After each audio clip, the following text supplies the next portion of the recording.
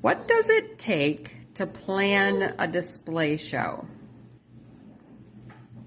Well, there's several different things that go into planning a show. First thing is going to be your venue. You're going to want to meet with, if it's going to be a special venue for like a wedding or something like that, you're going to want to meet with the venue owner themselves or who's in charge of the venue. We're going to want to look at the space and make sure that's adequate for distancing from buildings, audiences, things like that. And then we're going to look at safety. You're going to have a fallout area for where you're shooting your show. So safety is going to be our number one main thing with fallout area. What we mean by fallout is that if we're shooting aerial shells, you want to make sure that the audience is far enough away from where the area is going to be where the fireworks are going off. So we call that the fallout area, and that distance is going to vary depending on where the show is being shot at. Is that like where the ashes fall on the crowd, like when you go to big fireworks shows? Yeah, so some people may have been to shows where you're up close, you're only a couple hundred feet or a couple hundred yards away from where the aerial shells are going off, and then you see them burst in the air, and then you hear dinging on cars and things like that.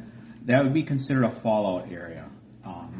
Now, there are several places that don't have a very large fallout area. However, with us, we always make sure that the fallout area is going to be large enough to where people don't have to worry about low breaks and shells that are breaking with debris and stuff from the shells themselves, making sure that people are not getting rained on with cardboard and ash and stuff like that. So if it's breezy, we're not going to be able to control which way the wind takes, stuff like that, but we are going to have most of the control over that fallout area, making sure that the audience is far enough away from the display so that we can keep everybody's safety intact.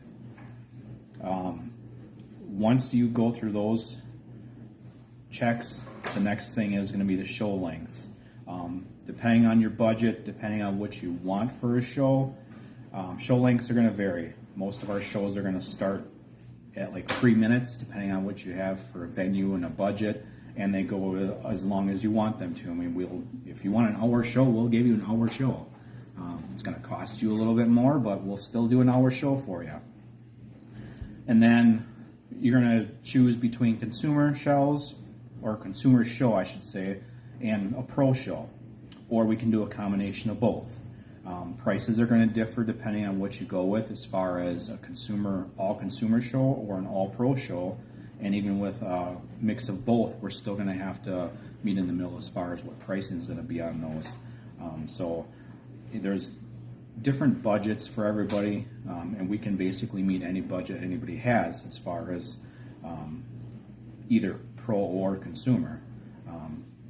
We'll do fountain shows. If you don't want aerial stuff and maybe you have little kids or something that you're having a birthday party for, we'll do an aerial or a fountain show for them. We did one for our son for his birthday. It was only about 3 minutes long, but he loved it.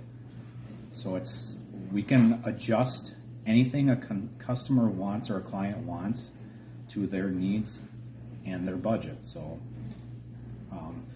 once you've chosen if you want the consumer or pro level or a combination of both, then we talk about any additional things. We don't include music with our shows. However, for an additional cost, we could talk about that and come to an agreement possibly for doing a pyro musical. However, the cost is going to be pretty large just because of the months of planning. Now for our show, we do music for most of our shows. I start planning our show and music choice almost a year in advance. So that gives you an idea of how long it takes me to plan our show for our 4th of July. So if you're looking at having music added to any of your events, just know that we can work with you on that. However, there's going to be an additional cost as to how long it takes me to plan that. So it would be months in advance that we'd have to do that. So, and then after we've discussed all that, then it basically comes down to your date that you want the show and your budget. Like I said, we can work with anybody's budget. If you have a low budget, we can do a low budget show. If you have a high budget, the sky's the limit. I mean, you basically can call the shots on what you want. And that's what makes us, I think, different from a lot of other display companies out there, is we don't have a lot of overhead, so we don't have to compete with other people. We're a small family-owned business, and we can kind of, work with people and give people a little bit more bang for their buck, so to speak. So that's going to be basically what it takes to plan a show.